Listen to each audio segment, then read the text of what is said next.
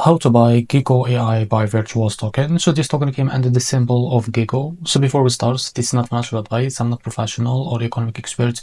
So before investing in any project that you found on my channel, please do your own research. And also, there is referral codes down in description. You can get free money, rewards on crypto with the best referral code. Simply use the codes below, fund your account, and enjoy the benefits. Check them out in the description. So as you can see, because go and buy this token, make sure to check the X accounts and keep following their updates about this token. So as you can see, this token is available on the Screener. To be able to buy this token, just copy the token address from here. This token address is under the base network. Open your wallet. For that, I will use the BitGet wallet. Now log into your wallet. After that, select the base as a network here.